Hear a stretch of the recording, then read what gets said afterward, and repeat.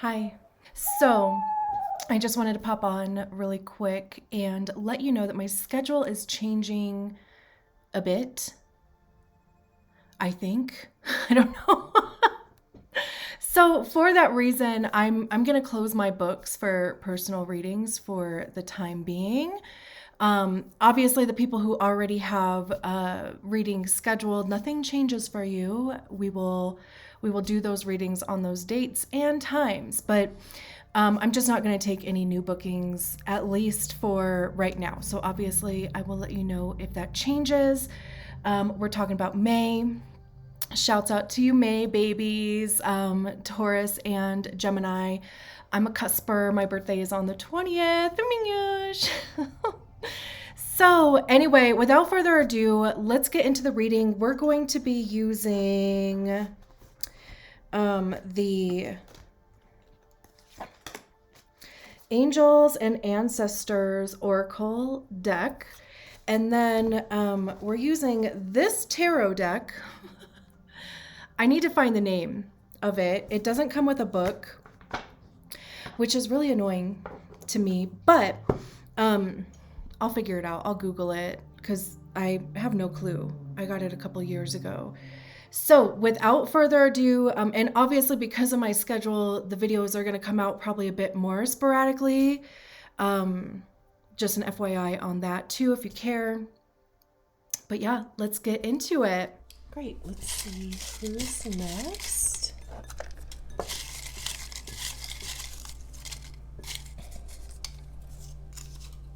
We have the 5-1. I knew it was going to be a profile.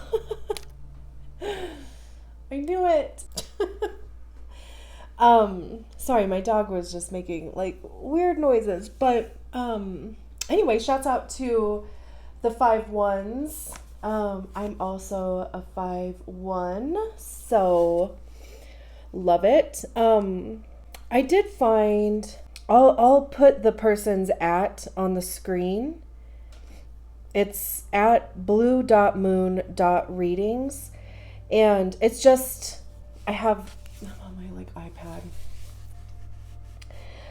It's just like a breakdown of each line. Because I don't know, I know I've probably said this every time I do a profile, a human design profile reading, but I like hearing other people's perspectives on everything, literally. And I think that might be, like my first line coming in. But there's just, there's a lot of nuance in literally every effing thing, right?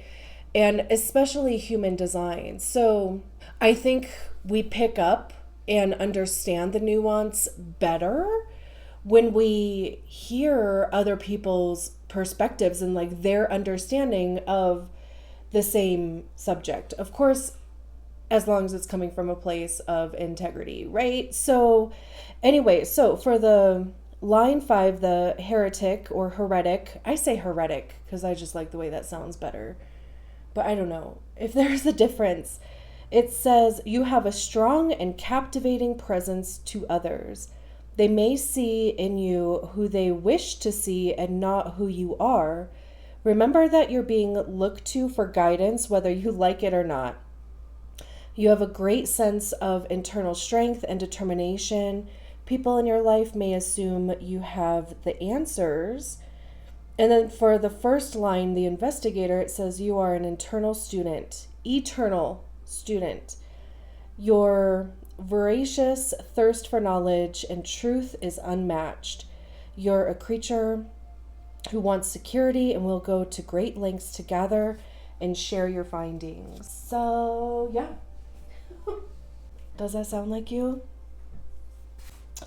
Let's get an oracle card.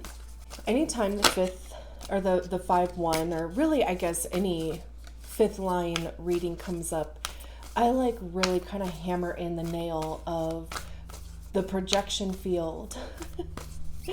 I think that's also like my own projection because I mean, of course, like we can all project, right? I feel like some of the gnarliest projections I've ever had like put on me were from other 5-1s. So anyway, we're all capable, right? But when I first started reading about human design, it's my profile, like reading about this profile, that blew my mind a little bit. And that is the reason why I got so obsessed with human design, because it, like, whatever the website was that I was reading, it like broke down my experience to a T. And I was trying to like explain that to other people, and other people were like, no, that's not your experience.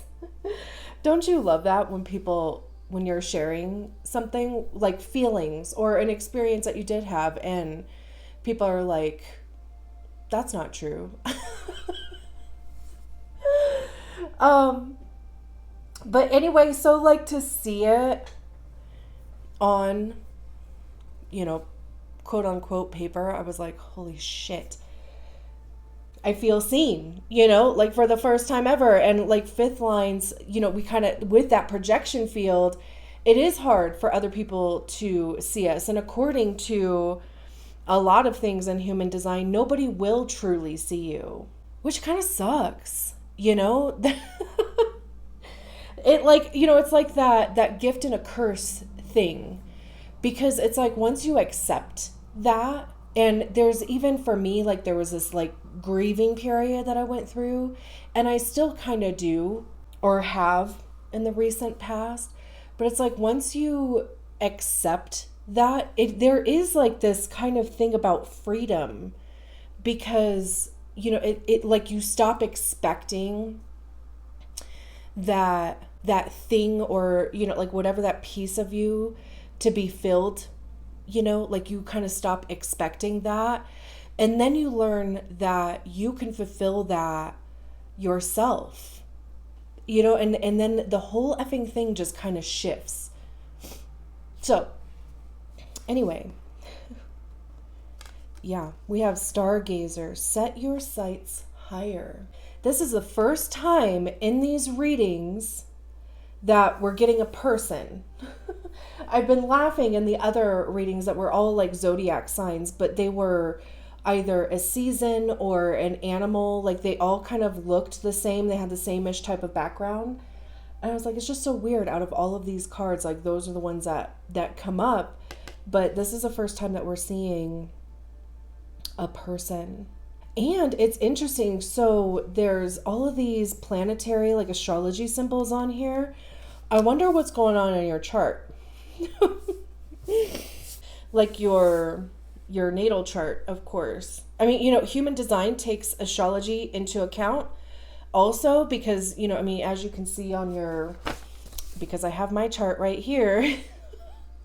There's all of the planets on the design and personality side, and all of these gates, all of these planets, wherever they are in your chart, have a corresponding gate. So I don't have like the actual human design like rave mandala printed out, but anyway, I just wonder what is going on in your chart.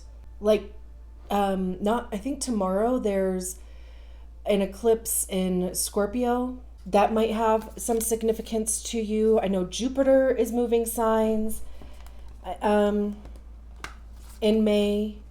Venus is like going into Cancer, I think sometime over the weekend. Like Mars is in Cancer. Like, I just kind of wonder if there's like, if you even feel the energy of like those shifts kind of going on. And if it's like, if there's some indication in there for you to, because like it says, set your sights higher.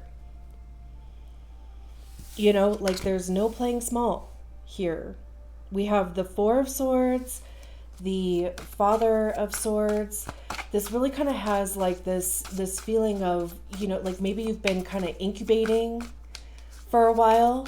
mentally too, like, you know, again, even just that first line investigation thing, like maybe you've been researching things, you know, kind of trying to wrap your head around certain things, almost kind of let, you know, an idea unfold all of the way, because these are both, you know, with them being swords, that's both, you know, it has to do with our headspace, our mentality, our perceptions of reality. It's, you know, ideas, new ideas, but also it's communication, right? Like, how are we communicating these ideas or beliefs, or not really. We have the Two of Cups, the Five of Cups. Very interesting. We have the Father of Cups and the Daughter of Pentacles, or the Page of Pentacles. And then we have Empress at the bottom of the deck, the Wheel of Fortune, the Hierophant, the Devil, the Hanged Man, the Emperor. Are you effing kidding me? How many was that? 1, 2, 3, 4, 5, 6.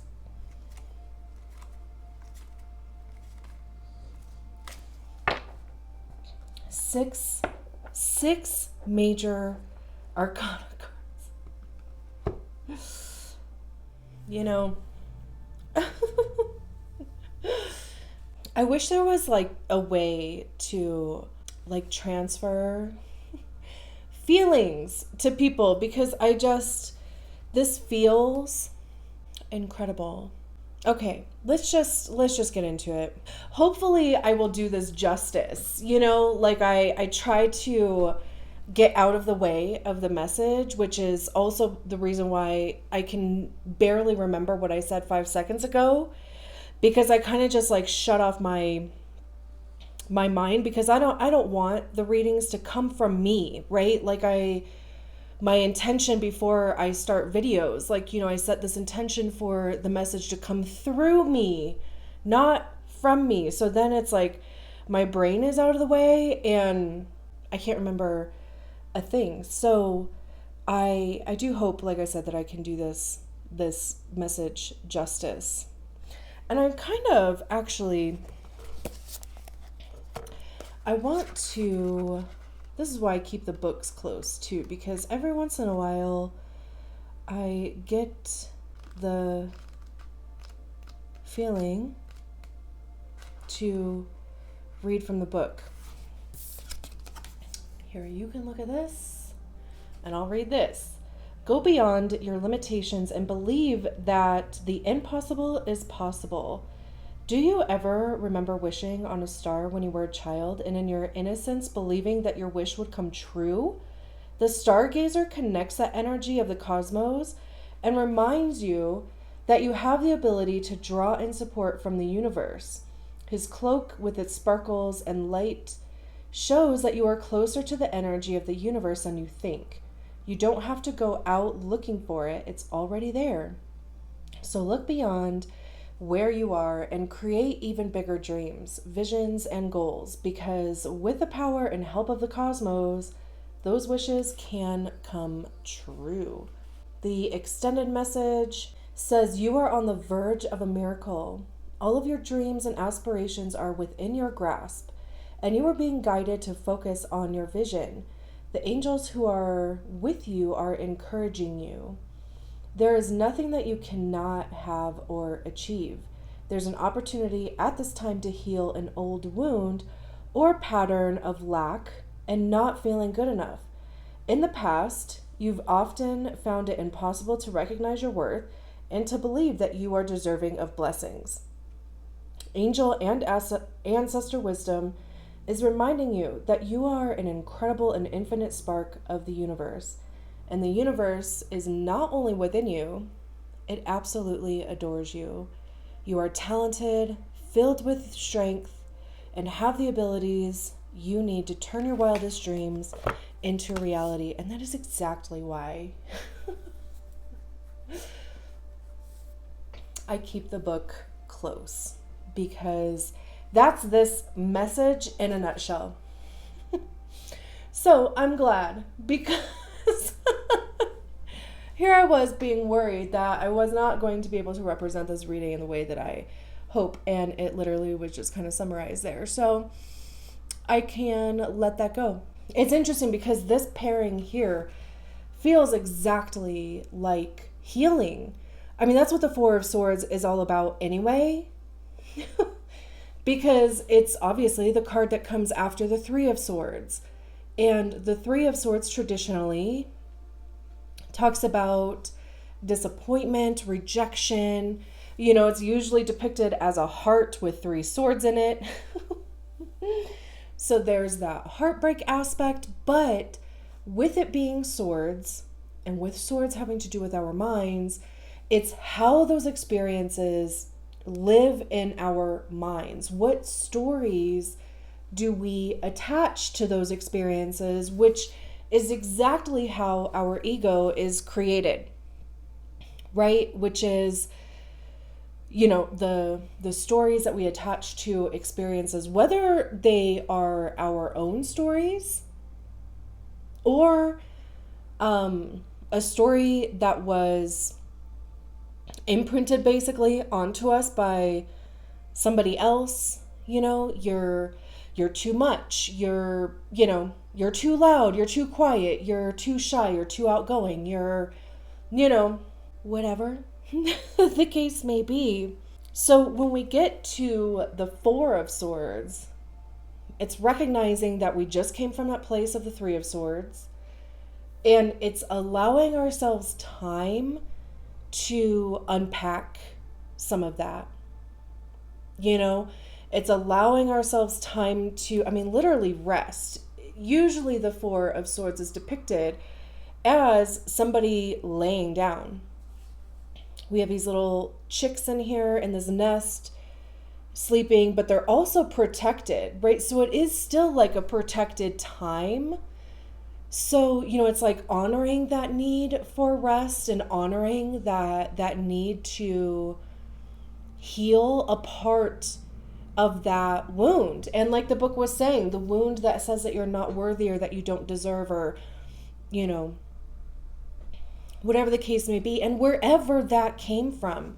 I feel like from the time that we are born, we are told that we're not shit in one capacity or the other. Whether it's a cultural thing, a religious thing, a family thing, whatever the case may be. And a big part, the major part of human design is deconditioning all of that muck, because we're also all conditioned against our own inner knowing. Projectors are conditioned to be generators. Generators and manifesting generators are kind of conditioned to be more manifestors. Poor reflectors are just, kind of ping-ponged all around. And once you kind of start diving into human design and into your own design, there is this major deconditioning thing going on, which requires a lot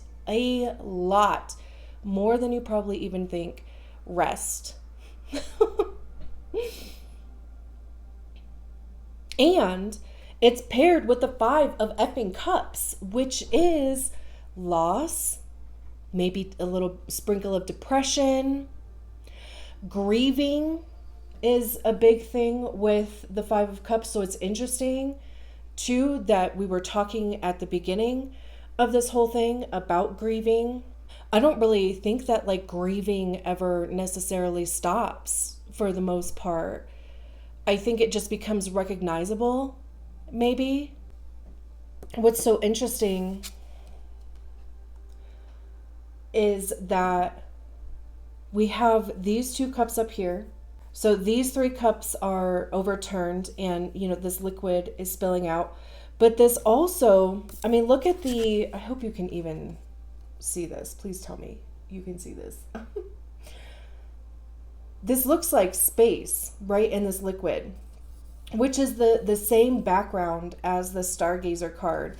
And these aren't even from the same deck or even from the same family of decks. Like, these are completely two different people that, or companies or whatever, that made these decks.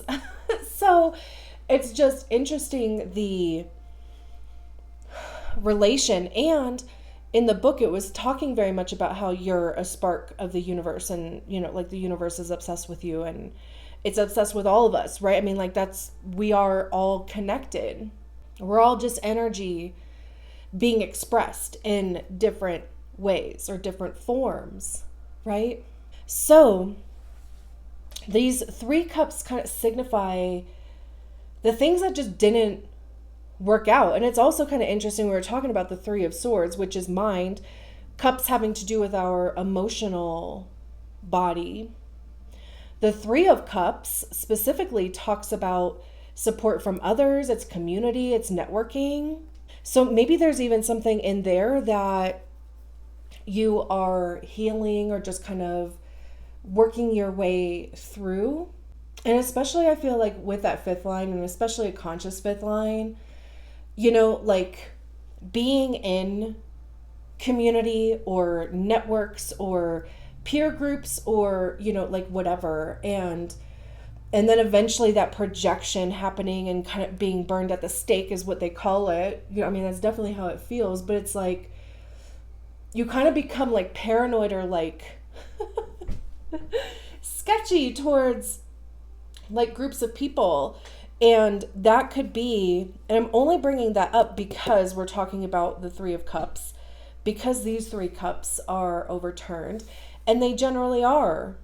They're on the 5 of Cups. There usually are 3 cups that are overturned. And the person is so focused on the 3 of Cups that have spilled that they don't recognize that there's still 2 cups left. It's not, not all is lost here, right? And also, 2 cups is better than 3, like, in some cases. And even jumping ahead a little bit, what I love about this, though, is that at the beginning, we have the 5 of Cups. These 2 cups still have universe juice in them. And then we have the effing 2 of Cups at the end of the reading. So there's something that is coming back around, or it's coming full circle, or there's some sort of expression with it that you're going to see actualize.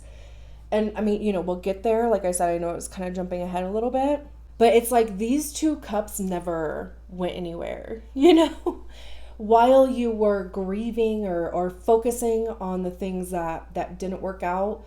These 2 cups were just sitting there like, I know they're going to turn around eventually and see us.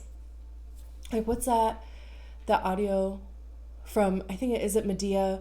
I can't remember. I can't, like, do you see me? And the other one is like, yes, I see you. Do you see me? And like, oh my gosh. I wish I could like think of the whole, yes, I see you. You see me? Anyway, it's like that kind of like back and forth going on, just waiting. And, it's not even like there's necessarily any rush for these things to get through those things, but oh my effing, I just looked, okay. I knew these 2 cards were here. I just didn't really pay any attention to them. I'm like over here jumping ahead to the 2 of Cups. But look how we go from the 4 of Swords to the King of Swords, and then we go from the 5 of Cups to the effing King of Cups. There's something about like recognizing your power. And even like I was saying too at the beginning, that's so crazy how that just ends up. I swear I don't like do that. But anyway, how, I was talking about at the beginning about like grieving that part of us that, wants to be seen, or, like we feel like we're being a completely open book.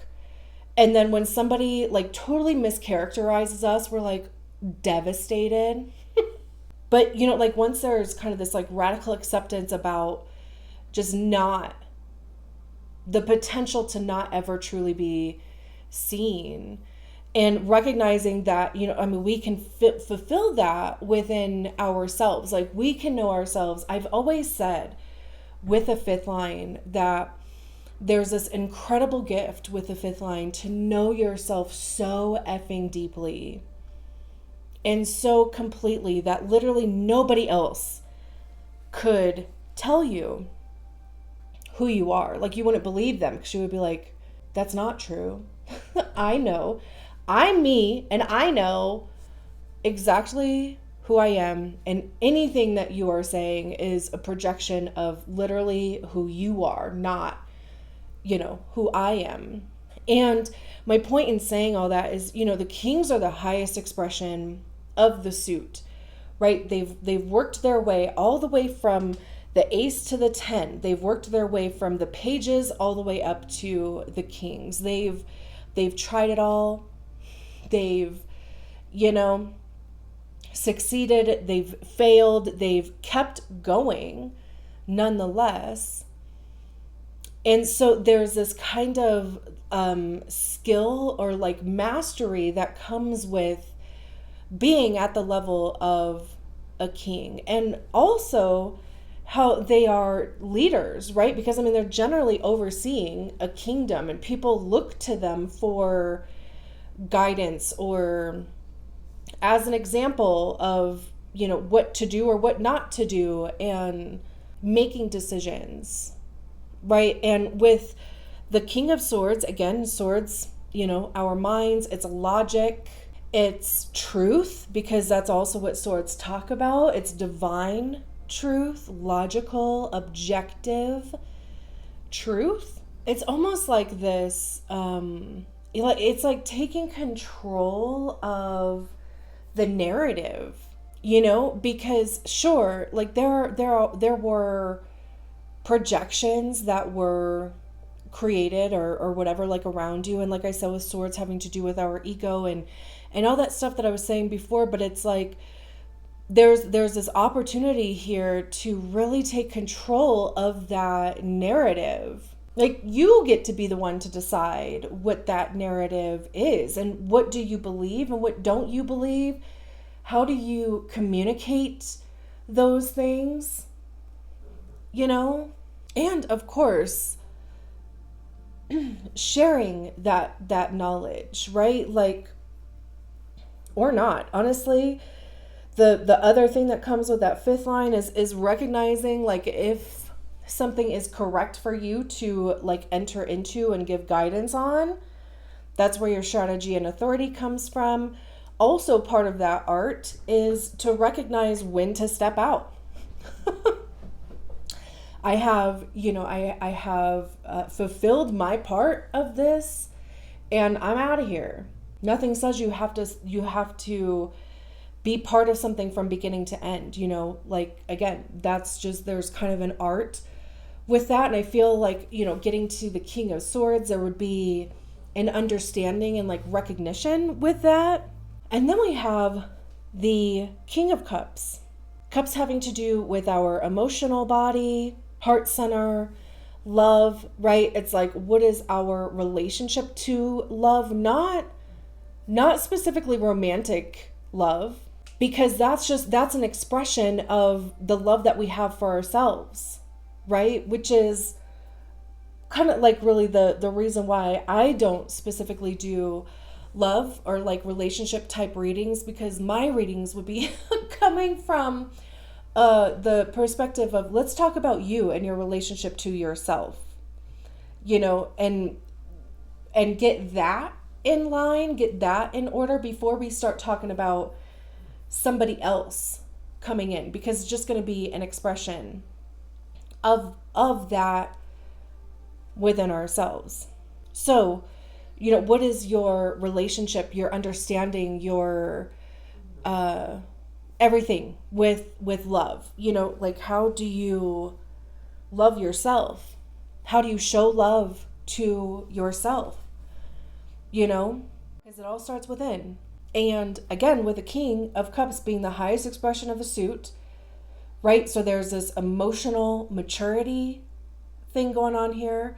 I kind of love how it looks like there's this upside down cup here at the top that is kind of filling out the center of this silhouette. It kind of, like reminds me of the cups that are on the Five of Cups.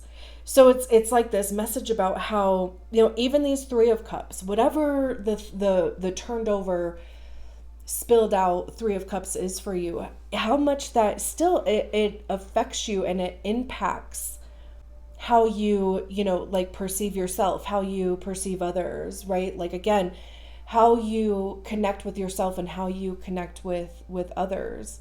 So what are you going to do with it, right? And especially paired with the Father of Swords, this is like mind and body together, literally mind, body, emotional body, I should say. Physical body would be Pentacles. But also in the realm of human design, we don't make decisions from the head center. So, because the head center is a pressure center. So you get this idea, whether or not your head center is defined or not, this, something drops into your consciousness and immediately there's that pressure behind it to do something with it. But, we let that just kind of sink down into our strategy and authority. Whatever your strategy and authority is, we let that sink down and go through that filter, because maybe there is nothing to do with it for the time being. Maybe there is. Maybe it's something that somebody else needs to hear, and it's not specifically for you, but it needed to come from you in some capacity. Like when you hear somebody else say something and you're like, oh shit, that's what that means? Like kind of that type of thing. Very interesting, but also how, we have two kings in the middle. We go from the Four of Swords to the King of Swords. We go from the Five of Cups to the King of Cups. So whatever this is, there is, like it was saying, even like this miracle or like this expansion thing going on, where whatever this is whatever the Four of Swords and the Five of Cups is for you, it is giving you this opportunity to like see yourself in a different light. And there's this opportunity here to set your sights higher. That could be why this first row is even happening, because like it wasn't like energetically aligned to you, because it was below you. But if you're still kind of operating from that understanding that you're down here instead of at the King of Swords and King of Cups energy, then, this disappointment cycle can like continue. So then we have the Two of Cups. Like I said, right, we have these Two of Cups that are still filled with energy juice, or universe juice. Sorry, energy juice. Well, whatever. That works too. And it's like, here they are. And sure, the Two of Cups, a lot of people, a lot of readers call that, like the soulmate card or like relationship card. And sure, could this be relationship? It absolutely can be. And if that's how it's resonating for you, great. Roll with that. This could be your relationship to yourself. It could be your relationship to somebody else. And that does not have to specifically be romantic. It can be, absolutely. And if the bar that you've set for romance is on the floor, lift that shit up. Right? Hang it from the ceiling. Put it as high as possible. But the Two of Cups is about like shared values. We start with the Ace of Cups, which is, your cup is overflowing. You feel fulfilled, purposeful, right? Like heart chakra bursting. Knowing your worth too, because, the book talked about that also. And then it's, sharing that expression with other people. So it doesn't have to be romantic. And like I was saying, even with the Father of Cups, like, it's like, what is your relationship to love? How do you express it? How do you receive it more? Because that's what the Two of Cups is too. There's this give and take type of thing. Both parties, all parties show up with their full Ace of Cups. And, it's this like reciprocal give and take thing. It's 50-50. It's not 90-10, not 30-70. And so you have to be in a place energetically to receive as much as you are energetically ready to give. And if those things are not in alignment and even, then all this giving that we're doing and people pleasing and shit, it's totally out of balance. It's accepting help without strings, giving help without strings. These jellyfish, they're literally like mirror images of each other. So again, right, it's energetically matched. And then we have the Daughter of Pentacles, which is the page of hello, Pentacles. And we can see that this seed has sprouted here, right? And I love that because Pentacles is very 3D. It is our body, it's our money, it's our time. And I always call the Page of Pentacles the apprentice because like they're the person that's like starting a new job or starting a new course of study or starting to research something new, or maybe you're doing something that you've wanted to do for the first time. And it's like that potential for growth. You've already done like enough to where, the seed is actually sprouted out of the ground. So you're on a good trajectory. And then look what we have after that is the Empress. And look how it goes from this little sprout, this little seedling here, to this whole effing tree, little forest situation. I love this. The Empress is Libra or Taurus. You don't have to be either one of those. I'm just pointing that out. Jupiter is going into Taurus. Like I said, like I don't know if I specifically said it's going into Taurus. I think I might have just said it's switching signs, but it's leaving Aries. It's going into Taurus. That could have something to do. Oh my God. We have the Wheel of Fortune, which is literally fucking Jupiter. I'm sorry. Oh my gosh. So wherever Taurus is in your chart, take a look at that. And just kind of see like, the principles or the properties of that house. Like just kind of, take a look into that and see what's going on and see if there's any recognition in your life that would, kind of correlate with this reading. So the Empress is about, abundance, it's nurturing, it's a divine feminine. So it's the energy of the divine feminine, not the gender. So it's, being in flow, it's intuition, it's receiving, right? And they're generally depicted as pregnant.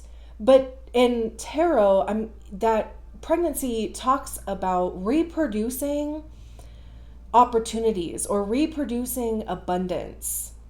Like feeling taken care of. We have this heart here. So this is definitely, we were talking about the King of Cups.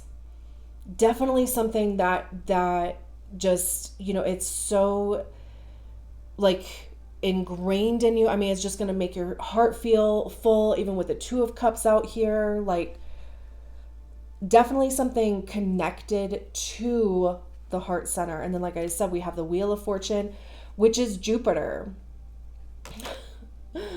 So again, right, Jupiter is moving into Taurus.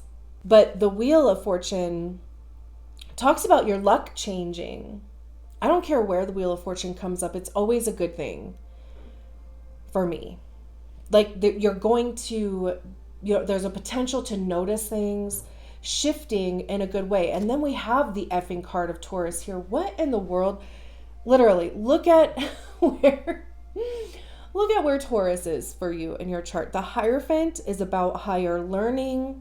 It's passing on knowledge to even how we are all interconnected, because there's the depiction of the mushrooms here, and the thing about mushrooms, how they send signals through their root system, which is also kind of interesting that, on the Empress card, we have all of these roots that are around the heart. So, even that connection there.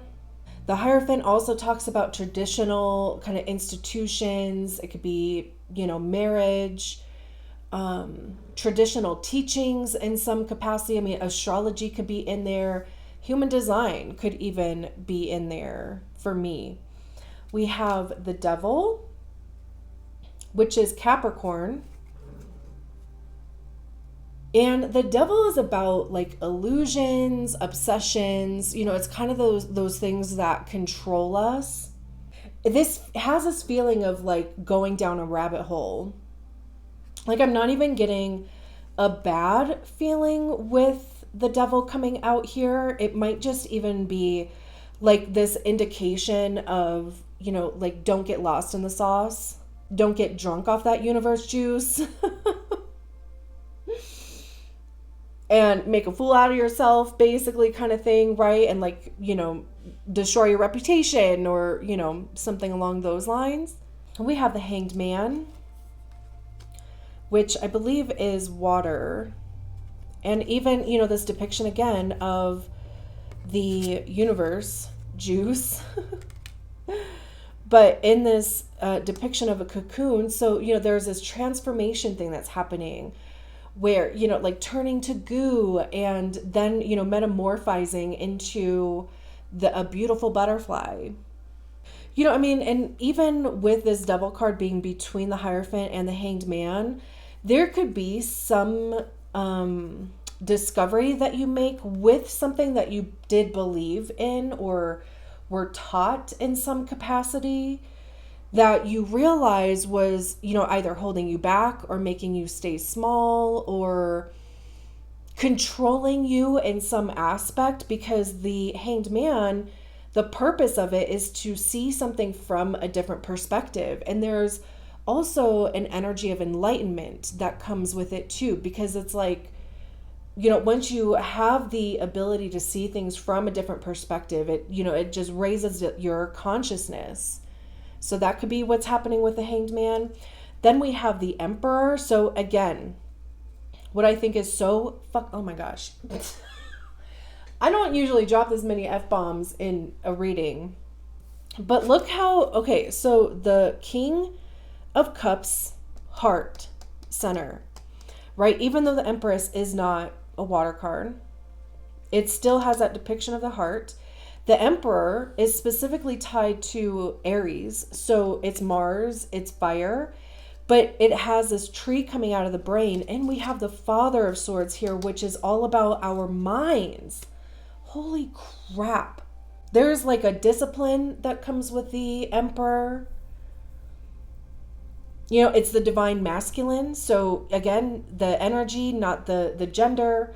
So, it does have that kind of discipline aspect. It's giving, it's, like providing, hunter-gatherer, type of vibe, initiating, but there's this like kind of like calculated aspect to it.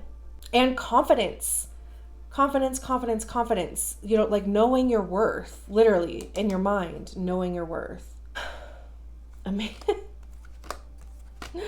I'm going to ride the energy of this reading like the whole day. So I appreciate it because your girl was exhausted earlier. And before we actually get to the end, I'll try to make this quick because I know I've been talking for, I don't even know how long this video is. But if you've made it this far, thank you so much, truly. If you haven't done so already, like the video, dislike it. For all I care, it's engagement and I appreciate it. Leave a comment, even if it's just an emoji. I'm pandering for engagement here, clearly. And subscribe to the channel if you haven't done so already. My intention is to grow this beautiful community. And obviously I cannot do that without you. So I would really appreciate any help that you have on that front. And on that note, I am going to leave it there. Again, thank you so much for allowing me to read your cards. Bye.